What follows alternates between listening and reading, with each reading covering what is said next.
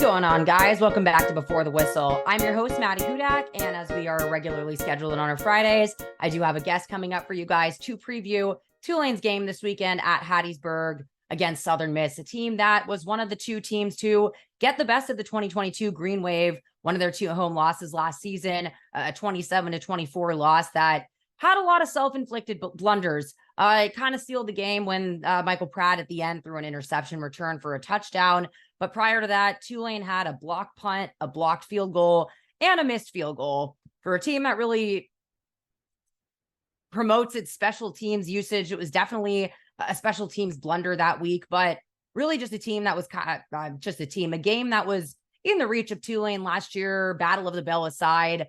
It was where the 1-0 mentality developed out of that loss last year. And it's interesting going into this week's game. When you look at last year and how they were positioned, they were coming off of a high in Manhattan, Kansas, where 4 fourth down stops got them a win in Kansas State, the team's first Power 5 win under Willie Fritz. And as a lot of them had admitted after that game last year, they were definitely a little riding high on their high horse and overlooked a worthy opponent in Southern Miss, headlined by head coach Will Hall, who was Tulane's offensive coordinator in the 2020 season, where Michael Pratt came off the bench and did his thing, ultimately winning the starting job and really helped develop him as a player. And so this year they're coming in. They played Alcorn State, which was actually one of the teams that Tulane played at the beginning of last year's schedule, and then played Florida State. And it was about as lopsided as one would imagine, just in terms of pedigree, but I think both teams are now coming into this weekend with something to prove. Southern Miss really looking to formulate their identity for the 2023 season, but really so is Tulane coming off of the loss against Ole Miss. And I think both teams are going to have a chip on their shoulder. It'll be a question of who's able to ride that chip into getting that coveted bell, which is hopefully glued back together after last year. And I'm bringing on someone that knows Will Hall really well. WDSU's Kendall Duncan joins me today. It was her first job out of college after she graduated from LSU, was going down to Hattiesburg and covering the Southern Miss Golden Eagles. And I know that it's a different team out there this year, different team from last year for that matter. But like I said, without knowing that much about the team and their first two matchups this year, and as much as I've really talked about coaching and done that coaching series over the offseason, and have talked a lot about Willie Fritz and why I think he's the biggest difference in why Tulane should be able to repeat what they did last year. He has a really strong counterpart on the other side of the ball this week in Will Hall. And I brought on Kendall as my expert and as someone that looks a lot like him when it comes to Halloween. If you saw our picture on Twitter, dressing as Will Hall himself. I'm scared for this. Hopefully I am what you need me to be. Like I said, I'm just curious about Will Hall as like a coach and a person, because I think that what? That I can tell you about him. Yeah, exactly. That's why I wanted to have you on, especially with your Halloween costume, that I would like to at some point dress up as Willie Fritz and have you dress up as Will Hall and have that be a special moment. And if we do it after a game, I can sound like Willie. Play through the whistle. Play through the whistle. Love the microphone though. Ed Daniels does it pretty well. There are a lot of people that can do his voice surprisingly well, and I feel like I should be able to do it better because my voice doesn't seem like it's that far off. A scream whisper. Like, I don't understand it. That's such a good way to describe it, honestly. All right, I'll get on topic now. So you covered Southern Miss in 2021, is that correct? In 2022. So I was in Hattiesburg for a year and a half. So I did do 2 full football seasons. Okay, so the 2021 and 2022 seasons then? Mm-hmm. And was the 21 season, was that Will Hall's first year as a head coach, or was that his second? That was his first year as the head coach. Not a very successful year. I mean, as expected when you take over programs, especially one like them who kind of had to start from the ground up. They were, if I'm not mistaken, like 3-9. It wasn't a great season. So for them to go 6-6 last year was just a big jump in improvement, make a bowl game, finish up 500. So they're moving in the right direction with him as a head coach for sure. So before he came down to Hattiesburg, it was just kind of, I mean, it sounds almost sort of reminiscent of Tulane football before hiring Willie Fritz, even though they had years in the 20th century in success. But was that kind of the state of the program as a whole when Will Hall came in? Pretty much. I mean, they definitely have the history of being a really good program in the 80s and the 90s, strong program. And then they kind of just lost their way in the 2010s-ish by like the late half of that, teens. And they definitely needed someone to revitalize it, bring the energy, and that's what exactly Will Hall did. And I think it helps tremendously that he is from Mississippi. He is through and through a Mississippi man, so people love that about him because all these Mississippi boys want someone they can relate to, and that's what he is to them. And it seems like in general that he's able to just relate to players really well. I obviously wasn't covering Tulane when he was the offensive coordinator and essentially developed Michael Pratt, but everything I've heard about him, I mean, Michael has said like he looks at him like a father figure, and Will Hall has said if his sons grow up to be anything like Michael Pratt, he's done a really good job. And I have always just kind of wondered what that effect was like. But, on a day-to-day basis, is he just naturally kind of that people person? I think so. I mean, he was even like that with us with the media. When I got my job in New Orleans, he reached out and congratulated me, which is something that obviously he did not have to do, but was very happy, knew it was my chance to go home the way he had his chance to go home and follow his dreams. And he definitely relates to the players as a coach, and he's hard on them. But I think that he played in college. He was the Heisman Trophy winner of D2 football. So he knows what it means to commit your time and your body and all of that into being a football player. And he just loves football, and he knows that the guys that he recruits also just love football. So he relates to them so closely on that level, but also just on a personal level, because his whole thing was he wants to grow men. He looks at himself as not just a coach, but as someone to provide a path to these men to go from high school boys to graduating college and being men. He talks about developing them as a football player, but as husbands, as fathers, as just men in society. So I think that he looks at himself, especially when you're at these, group of 5 teams where you're not seeing the type of return to go to the NFL or to go to the next level. He knows that his job is more than just being a coach on the field. He wants to be hand in hand with them growing into men and into society, is what he likes to say. That's a really good point, especially because Tulane's also a G5 school. And prior to last season, where they had a record number of players go to the NFL, it's kind of the same idea, but Tulane has had at least kind of the education of a Tulane degree to really fall back on. And I mean, not as a knock to Southern Miss, but someone that went to Tulane and had to study quite a bit to get through that. I know that they really have that as a draw. And so is that something that obviously you're not in recruiting meetings or anything, but do you really kind of see that translate on the field as well with his approach to coaching, on coaching them, like you said, as men as well as players? Definitely. And I think that there's almost, and I also don't mean this as a knock either, you have Ole Miss and you have Mississippi State. So there's those big power, big 5 stars that go to these Mississippi SEC schools. Well, then he kind of, skims the lower levels. He gets the JUCO transfers, the guys who are, not considered these high profile. And I'll point to one who we talked about this week, even though he's not there, the wide receiver Jason Brownlee from last season. He was a 0-star JUCO transfer, found his way to Southern Miss, was the leading receiver, and now went undrafted and made the Jets 53-man roster after being undrafted. And he kind of went through the hard way. And I think that's what Will Hall likes to use as an example. You don't have to be this high profile guy. If you come here and let me develop you, play for Southern Miss, you can still get to that level. Because there are you see some of these other guys that do the same thing, but it's not as common. But so he definitely, keeps an eye on the Southeast Louisiana, all of Mississippi, some of Alabama, and gets those lesser names. I mean, they're on the way to getting more known, football players.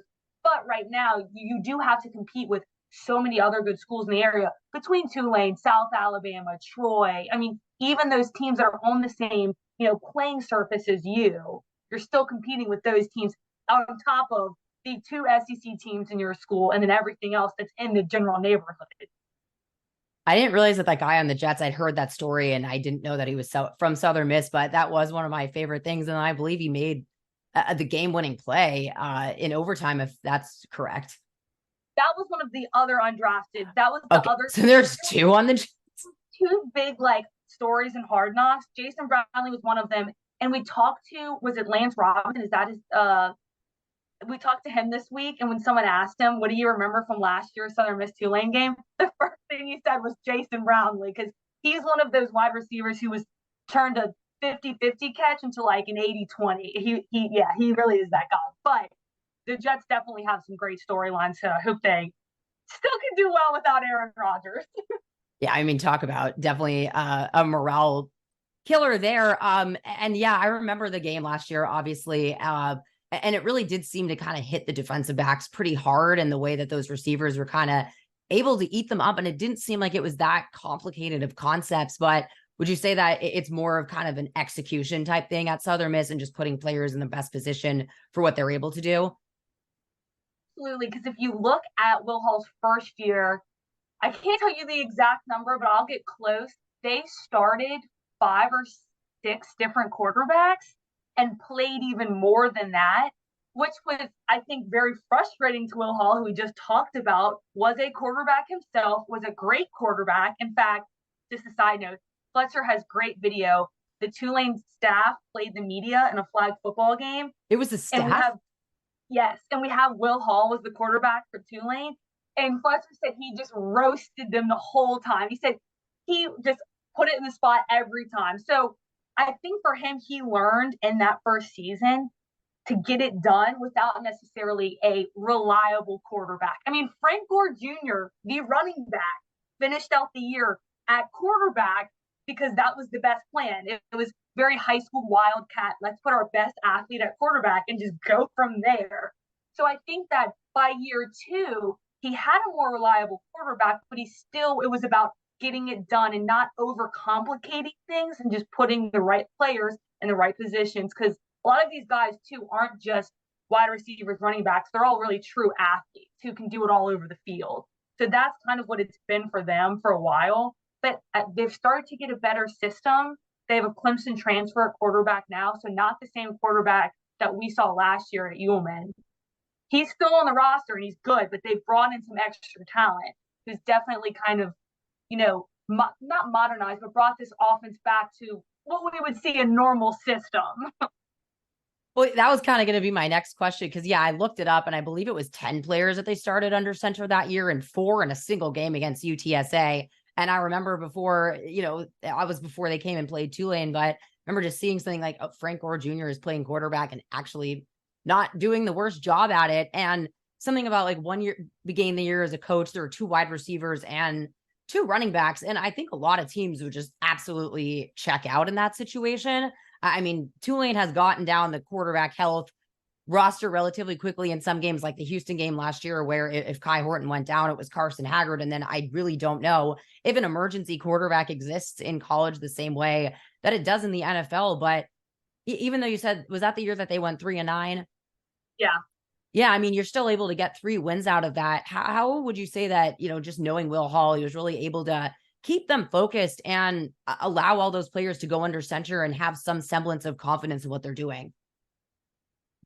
I think that's a big part of how he coaches. I think that they knew that wasn't necessarily a successful season, but it was always looking forward to next year. What can we do right now to improve even for next season? How do we put this together? Because I think they won their last 2 games to make them 3-9. And like that was, I mean, after they went on a stretch where they weren't winning at all. So just to put the morale there to mentally say, like, listen, this season's not over. We can still win football games. Like, let's go out on a high note. Let's try and get fans here. They were playing Louisiana Tech, and that was a game at Louisiana Tech. These are all schools that they see every year that they want to compete with. The same way that this Tulane game for them is massive. I mean, it is on both sides, but this is definitely a game that is underlined, circled, highlighted, starred, everything on not just the player schedules, the fan schedules as well, because this is such a historic rivalry that was played for so long and then kind of wasn't. The way that they looked at this game, I feel like that's the approach to every game, and I think that's the mindset among good football programs. Is it doesn't matter who you're playing or where, we just want to go win a football game. So I think for him in that year when it just wasn't going well, they were losing so many players to injury. The roster was depleted. Just to kind of portray that message of that doesn't matter. Let's just go out there and win a football game kind of showed me like, okay, like if you can get some people on this roster, if you can recruit, this team goes from to elevated. And I was last year, Will Hall talked about, I think he said Bobby Bowden always had this quote: first you lose big, then you lose close, then you win close, and then you win big. So last year he said they felt like they were in between the you're losing close and you're winning close. And so he's like, it's just a slowly evolution thing. And he knew from the get-go it wasn't going to be, I'm going to get here and win 10 games. He knew that coming in. And I think the players did too. So in order for them to even commit to come play for him, knowing this wasn't going to be the best season, this wasn't going to be the perfect season, but we are building in that direction. We're getting there. And that's always what he sold, is that if you put in the work and you build it, then you'll get to that point where you are winning. But it's not instantaneous. And obviously, we all love instantaneous results, but those aren't always the best foundation of a team and of a program. Yeah, again, I think there are a lot more similarities between Southern Miss and Tulane, because really, if you take out last season for Tulane and the astronomical success that they had that year, it's kind of in that same line of trying to just get more consistent with your winning. But Tulane goes 2-10, and you can point out the hurricane and all of these things, and then on Southern Miss's end, 3-9. I think again you can point to having no quarterback, but a lot of teams would kind of see that mass exodus, and I'm sure again in Mississippi and with the transfer portal happening, that a lot of teams would probably see a lot of their players kind of move on to greener pastures. But were they able to kind of retain those players and head into next year and work on that identity? And to that effect, are those players still kind of around now, or is it more a lot of new faces out there? I think it's pretty 50-50. I definitely think that there's some guys that are gone from when I was there, but there are definitely still some playmakers. And you look at guys like Frank Gore Jr., who could have entered the transfer portal and definitely would have had bites from Power 5 schools, from big universities, decided he wanted to stay. And I think that that's another thing that they enforce, is that it means, I was about to say it means more, not necessarily the SEC, but they do feel like to represent Southern Miss, to represent Mississippi, they wanted to stay and kind of see this through. So there's definitely new playmakers, but I don't think they lost anyone big that I would be like, wow. I think more than anything, they took advantage of the portal and got some of these guys who were at Power 5 schools that weren't doing what they wanted to. So now they're looking for their chance at Southern Miss. So I think that they did it, almost they utilized it rather than lost to it, which is good because, like I said, I think that goes back to Will Hall was targeting these lower, the overlooked guys. And so they felt like, he took a chance on me, I'm going to stay now. Yeah, that's what I was thinking about with Frank Gore Jr. this whole time. And it kind of reminds me of Tajay Spears too, where a lot of people after that 21 season were saying, why isn't he transferring? And obviously there's a hometown thing and just how much Willie Fritz really meant to him as a coach. But I think too, the similarity that they both have is just kind of the overall philosophy of wanting to run the football. And there are a lot of teams that you could transfer to where you might have a better moniker and a better name and what have you. But a lot of those teams have guys like Caleb Williams and they don't really want to run the football. Same thing at Tulane, where now they have a real quarterback in Michael Pratt, but that doesn't take away from Willie Fritz's philosophy. And I believe that at Tulane, when he was the coordinator, they set like a program record in rushing yards that season. And so in terms of his overall philosophy, how much is it kind of on running the football and getting that room really to set up the offense? They definitely have some, like I said, some athletes in that position. I think that they relied so much on that because there wasn't a quarterback for a while. And now that they do have a solid quarterback, it's not as much of their identity. But I mean, obviously, you have to do both well in order for a defense to take you seriously, for the most part. So they still have a lot of like, I don't want to say trickery, but like a little bit of flair, I guess you could say. There's some flair in there where they have guys who can kind of line up in different spots. Like I said, I still wouldn't be shocked to this day if I saw Frank Gore line up at quarterback, just at the Wildcat position, because they worked on that during the offseason sometimes. Because why not utilize it now that you know it worked? So there's definitely some flair. The first year Will Hall was there, he called the plays. Second year, he hired an offensive coordinator. So on the other side of the ball, though, from last year, they have lost their defensive coordinator from the past 2 years. Austin Armstrong was there, was the youngest defensive coordinator in all of SBS football, and then joined Nick Saban's staff before Billy Napier hired him as the defensive coordinator at Florida. So he made that jump pretty quick, and their defense was so effective. Up front, get after their quarterback. The DB is always sharp. I mean, their identity is still there, but they've obviously lost a big piece in losing their DC, who obviously did really well, considering he's in the same position in Florida a year later. But they're a well put together team who can get after it on both sides of the ball. Yeah, and it's just the idea of positionless football. I feel like it's thrown around all the time with, guys like Taysom Hill, but it does kind of feel like that actually works out at Southern Miss. And I do like teams that like still run the Wildcat. Like when Tulane ran it last week against Ole Miss and it worked out with Mekhi Hughes, I was really excited to see that because a lot of us wondered if that would kind of die with Tajay Spears, and thankfully it didn't. But I remember last year going into this game, in terms of talking about their defense, they shut down pretty much every other receiver on Tulane's team. Tajay was actually the leading rusher and the leading receiver for them. And so with all of that turnover going on defense, are there the leaders from last season still there, or did a lot of guys kind of leave from the playing field as well? There's definitely still some leaders, especially in that linebacker group. There's still a lot. And even up front, their tackles. I think there's still some of those names. When I went and looked at the depth chart, I'm like, okay, yep, him. There's new guys, though. I mean, of course, there's going to be turnover. They lost, like, Eric Scott Jr., I think now is either on the practice squad or on the 53-man roster with the Cowboys. Like, there's guys who were – and he was, if I'm not mistaken, that final game-sealing pick on Michael Pratt. So there's some guys who were big playmakers who are now gone, but I think that's what defines these programs rather than just teams, is that they can replace these guys. And so there's some turnover, but from what I see, there's still a lot of these usual suspects up there. And regardless, DC, old DC, new DC, there's still that identity to get after it, play through every second of the game, and just, hard-nosed football, basically.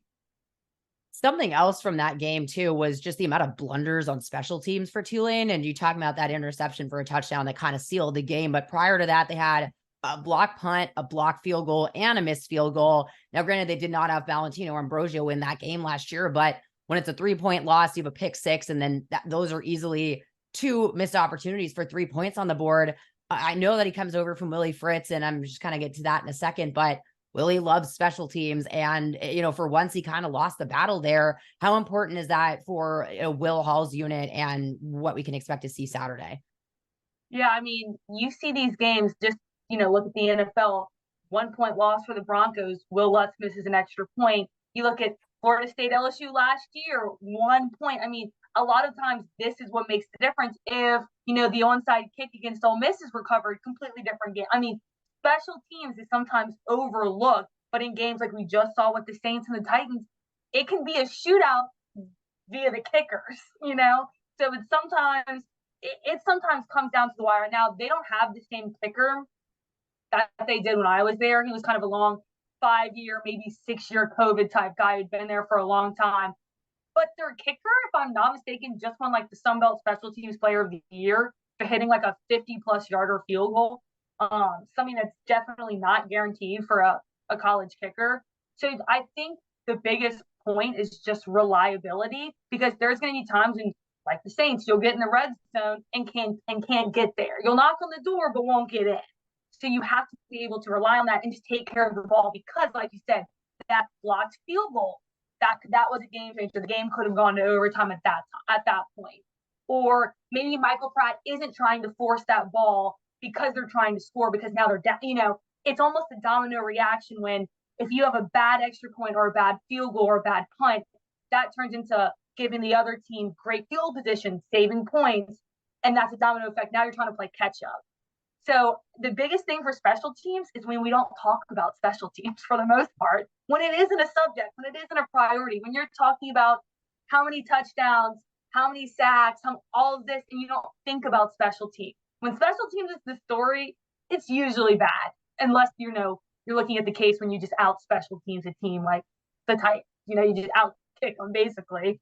But even then, they didn't have, like, Rashid Shaheed fumbles the opening kickoff. I mean, it still wasn't clean, but for the most part, we don't want to have to talk about mess up. You just want it to be no words spoken about it, because that's to me the best special teams game is when everyone just goes out there and does their job.